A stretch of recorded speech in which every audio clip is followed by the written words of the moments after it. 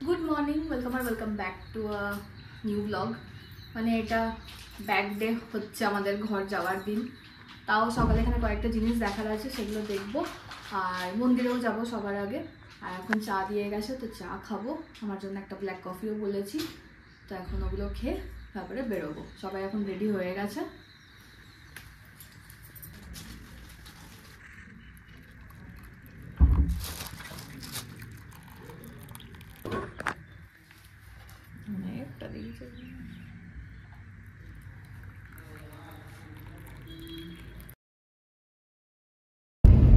আমরা বেরিয়ে পড়েছি।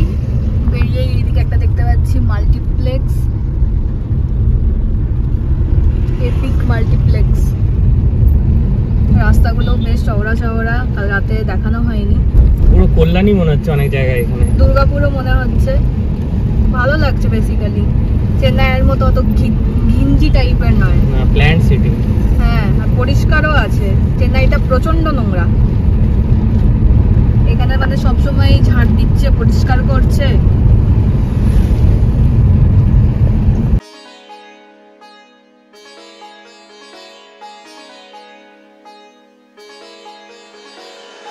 আমরা মন্দিরের গেটে দাঁড়িয়ে আছি। পেছনে মন্দিরের গেট রয়েছে, কিন্তু সানগ্লাস আনতে ভুলে গেছি, তাই ও আনতে গেছে। আর আমি আর মা এখানে সানসেট মানে এখানে ছাওয়ায় দাঁড়িয়ে আছি। প্রচন্ড রোদ। আমি চুল টুল সব একদম খুঁজে বেঁধে রেখেছি, কারণ প্রচন্ড গরম। ও আসুক, তারপরে একবারে মন্দিরের ভেতরে ঢুকবো।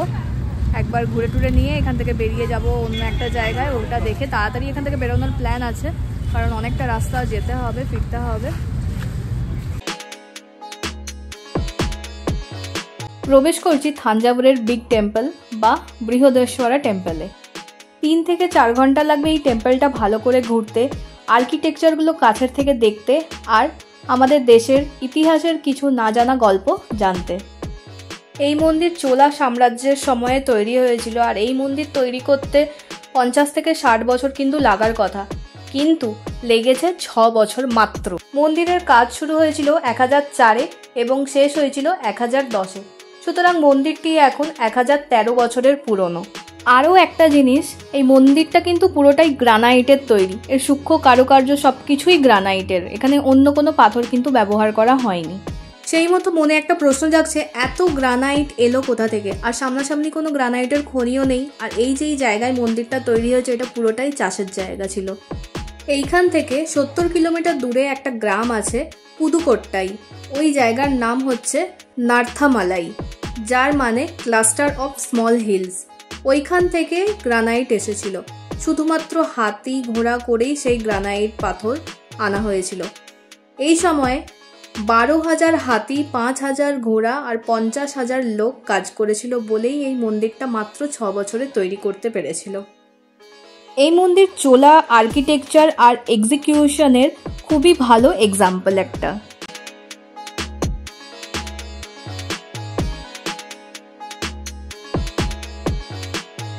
এই মন্দিরে শিব ঠাকুরের শিবলিঙ্গম রূপ তোমরা দেখতে পাবে। 12 ফুট লম্বা এবং 12 টন ওজন এই শিবলিঙ্গের। শিবলিঙ্গের সাথে যেই নন্দী ছিল প্রথমে, সেটা এই শিবলিঙ্গ তুলনায় একটুখানি ছোট ছিল বলে চোলা রাজা নায়ক সিঙ্গল স্টোনের একটি নন্দী স্থাপন করেন, যার ওজন 25 টন।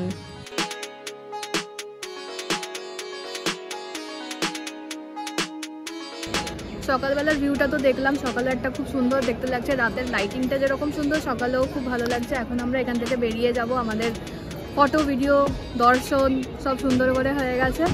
এবারে আমরা যাব মারাঠা প্যালেস। এই লেখাটা হচ্ছে পুরনো তামিল ল্যাঙ্গুয়েজ, 1000 সাল আগের। বাট এখন যে তামিল ল্যাঙ্গুয়েজ ইউজ হয় সেটা 100 সাল পুরনো। দুটো স্ক্রিপ্টের মধ্যে কিন্তু অনেকটাই ডিফারেন্স রয়েছে। এইখানে যেই লম্বা গ্রানাইটগুলো দেখতে পাচ্ছ, এই গ্রানাইট, এটা কিন্তু একটা সিঙ্গেল গ্রানাইট। সাউথের মন্দিরগুলো সবসময় কিন্তু ডিফারেন্ট হয় আমাদের নর্থ সাইডের মন্দিরগুলোর থেকে। এদের এন্ট্রান্সটা সব থেকে উঁচু হয়, মন্দিরের চূড়াটা কম থাকে। বাট এই বৃহদেশ্বরা মন্দিরটা কিন্তু টোটাল উল্টো। এর মন্দিরের এন্ট্রান্সটা কম হাইট, আর মেন টেম্পল যেটা, সেটার হাইট বেশি। এটাই হচ্ছে চোলা সাম্রাজ্যের আর্কিটেকচারের একটা সব থেকে বড় ডিফারেন্স। হাইপোসামের কিছু প্রসেসিং বেরিয়েছে।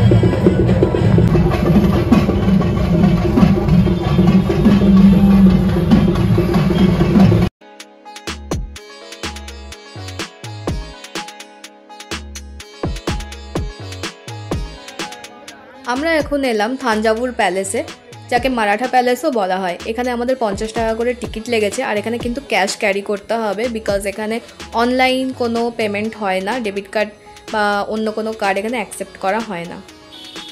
তো আমরা এখন ভেতরে কি কি দেখতে এসেছি? Library, art gallery, build up, 3টে জিনিস এখানে দেখবো।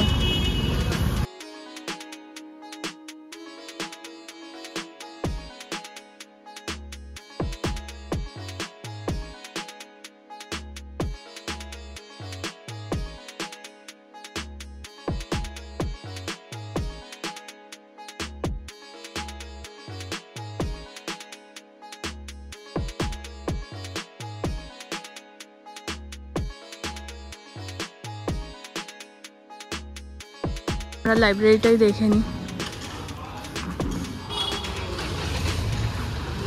লাইব্রেরির পাশে রয়েছে খাওয়ার একটা ছোট্ট ক্যান্টিনের মতো, জাস্ট কোকো। মধ্যযুগের লাইব্রেরির মধ্যে এই সরস্বতী মহল লাইব্রেরি কিন্তু একটা। রাজা নায়ক এবং থাঞ্জাভুর মারাঠা রুলার্সরা কিন্তু এটার কনস্ট্রাক্ট করেছিল। এখানে পেপার আর পাম লিভসের ওপর লেখা ম্যানুস্ক্রিপ্ট মিলিয়ে 49,000 ম্যানুস্ক্রিপ্ট এখনও এখানে রয়েছে। সেই জন্যই এখানে কিন্তু ফটোগ্রাফি ভেতরে অ্যালাউ নয়।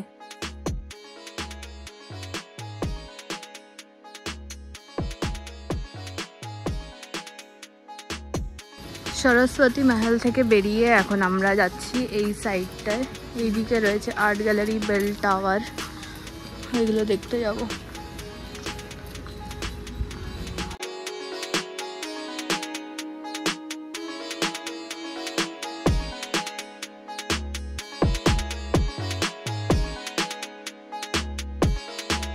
এটা হচ্ছে আর্ট গ্যালারি, আর ঠিক তার পাশে রয়েছে বেল টাওয়ার।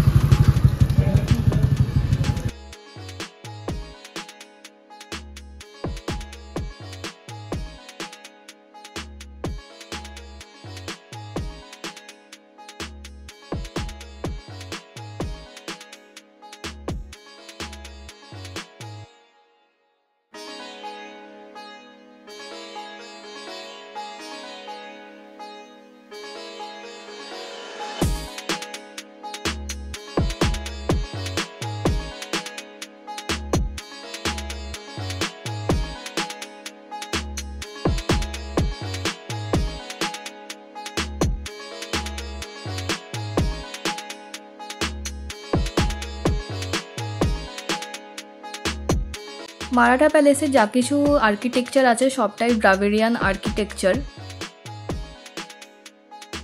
এইখানেই মারাঠা রাজার দরবার বসতো।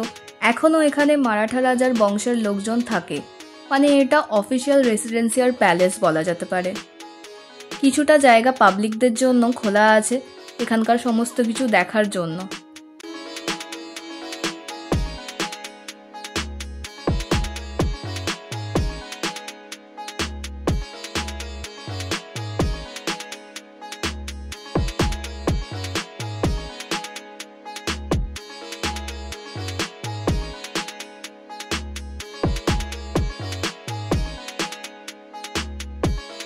এখানে প্রচুর পাথরের মূর্তি রয়েছে, প্রচুর স্থাপত্যের নিদর্শন রয়েছে, যেগুলো দেখেও শেষ করা সম্ভব নয়।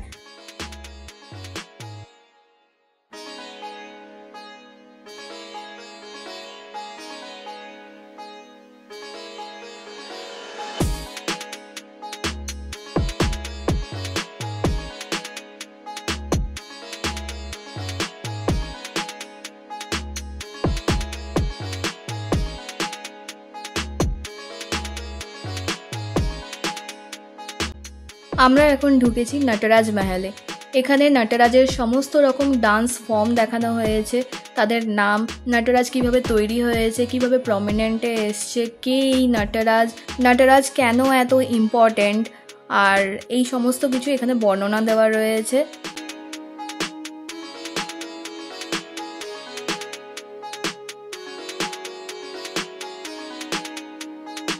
এবার হলে এইদিকেই রাজ পরিবারের যে বংশধররা তারা এইদিকেই বসবাস করে, ওখানে তখন বললো, তো আমরা দরবার হলের দিকেই যাচ্ছি।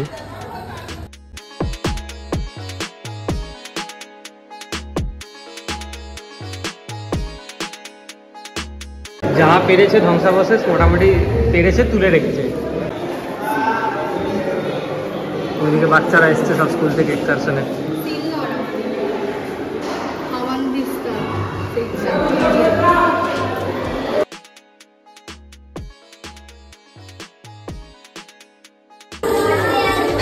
They are having fun. The best days of the life. কি বলিস? একদম, কিন্তু কেউ বারণ করার নেই, এগুলো তো একটা সংরক্ষণের জিনিস না। হ্যাঁ সেটা ঠিক, ওদের টিচাররাও কিছু বলছে না। ঘোরাঘুরি যাচ্ছিল আমাদের হয়ে গেছে, এবার আমরা চলে এলাম খাবার খেতে। খেয়ে দিয়ে একদম সোজা বেরোবো। এসছি আমাদের ফেভারিট রেস্টুরেন্টে। এই হচ্ছে A2B স্পেশাল নর্থ ইন্ডিয়ান থালি, আর আরেকটা অর্ডার করা হয়েছে বিরিয়ানি। তো এই হচ্ছে তন্দুরি রুটি, বাটার তন্দুরি, স্যালাড মানে রায়তা, মিষ্টি, পাঁপড়, জিরা রাইস, ডাল, এটা বোধ হয় না রাজমা মনে হচ্ছে, সাদা সাদা, আর এটা হচ্ছে কিছু একটা রাইস, ফ্রাইড রাইস, এটা পনির, তাই তো।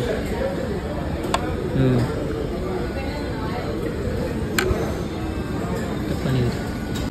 এটা আমাদের হচ্ছে biryani, A2B special biryani, veg biryani, veg biryani সাথে রায়তা।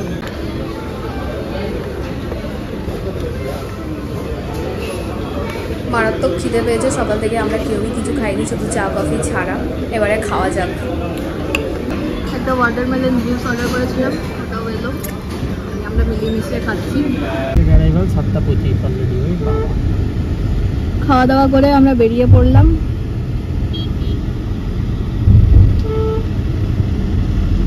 বেশ ভালোই জায়গাটা। এক সাইডে রয়েছে চেন্নাই সিল্ক, মাঝখানে আদিয়ার আনন্দ ভবন, এই সাইডে KFC, স্পার।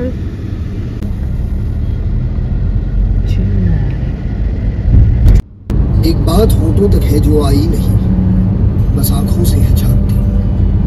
চেন্নাই 291 কিলোমিটার, 291, আর রাস্তাটাও খুব সুন্দর। প্রত্যেকবারের মতো আমাদের এই ট্রিপটাও ভীষণভাবে ভালো কাটলো। অনেক গল্প রয়েছে, সবটা বলা তো সম্ভব নয়, যতটা পেরেছি তোমাদের সঙ্গে শেয়ার করেছি। বাট ডেফিনেটলি এইসব জায়গা ঘুরে দেখলে দেশের ইতিহাস সম্পর্কে অনেক কিছু জানা যায়, যেগুলো বইয়ের পাতায় জানা যায় না। এখন যতটা ইন্টারেস্ট পাচ্ছি, ছোটোবেলায় কিন্তু মোটেই পেতাম না পড়ার সময়।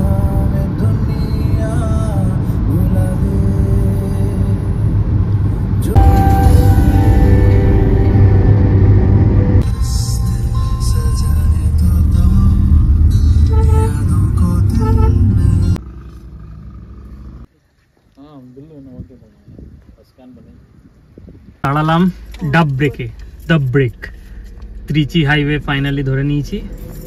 এটার জন্য অনেক ভেতর দিয়ে দিয়ে দিয়ে দিয়ে স্টেট হাইওয়ে দিয়ে লোকের বাড়ি ঘর দিয়ে এসেছি। আর এই যে কলকাতা, আর এদিকে এখন ডাব ব্রেক, মুখগুলো বিধ্বস্ত। এই যে ডাব ব্রেকে ডাব, আর এগুলো কি কাঁঠাল। কেমন ডাব? মামাই তো প্রথমে বললো মিষ্টি। চলো যাই আমরা কলকাতা।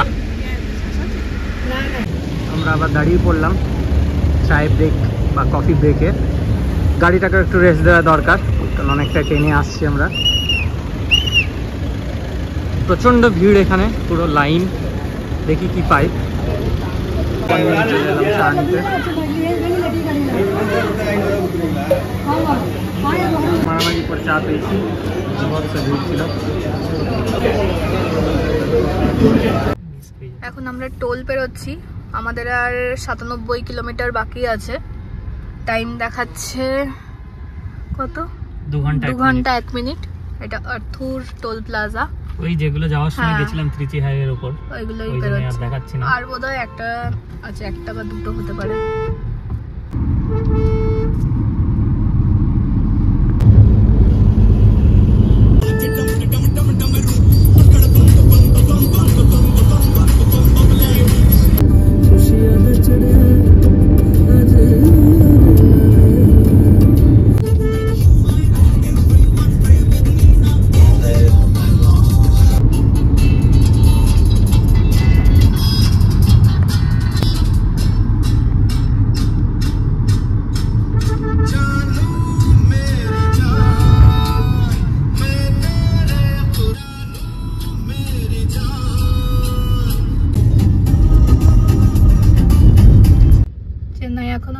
পারিনি, জ্যাম শুরু হয়ে গেছে। কতক্ষণের রাস্তা দেখা, 42 মিনিটের রাস্তা, 1 ঘন্টা 18 মিনিট দেখাচ্ছে। পুরো লাল 42 কিলোমিটার, 42 কিলোমিটার, যেটা 20 মিনিটে পৌঁছানোর কথা। বাবা এখানে একটা লাল আছে, আগে একটা লাল আছে। অবস্থা খারাপ, এত সুন্দরভাবে চালিয়ে চলে এলাম আর এখানে এসেই সবাই ফিরছে মনে হয়। একটা ছুটি ছিল, কি থাইপোসাম এদের ফেস্টিভ্যাল তামিলনাড়ুর। এই সুইফটটা তখন থেকে গুজুর গুজুর গুজুর গুজুর করছে। আগেরটা ঢোকার জন্য নিচে দেখ কি হয়েছে।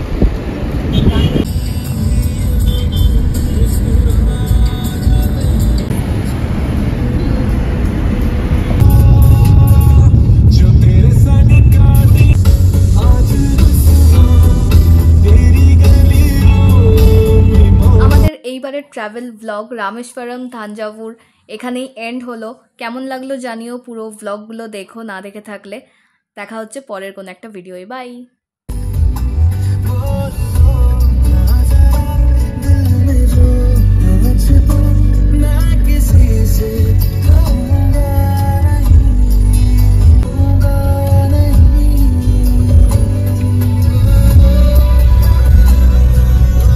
Drive details 336.4 kilometers.